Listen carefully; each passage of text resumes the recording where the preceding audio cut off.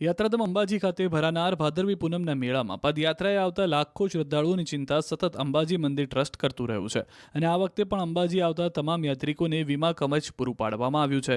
આતંકવાદી કે ભાંગફોડિયા પ્રવૃત્તિ અને માનવસર્જિત તેમજ કુદરતી હોનારતો સામે યાત્રિકોને વીમા કવચથી સુરક્ષા કરી દેવાય છે। 12 સપ્ટેમ્બરથી શરૂ થનાર ભાદરવી પૂનમના મેળામાં મૂળ અંબાજી ધામથી 20 કિલોમીટરના વિસ્તારમાં જો કોઈ આવી ઘટના બને તો યાત્રિકોને વીમાનો લાભ મળી શકે તેમ છે, જેના માટે મંદિર ટ્રસ્ટ દ્વારા 3 કરોડ રૂપિયાની માતબર રકમનો વીમો ઉતારવામાં આવ્યો છે। આ વીમાની રકમ અસરગ્રસ્ત વ્યક્તિની ઉંમર અને તેનો પગાર ધોરણના અનુસાર નક્કી કરવામાં આવી છે।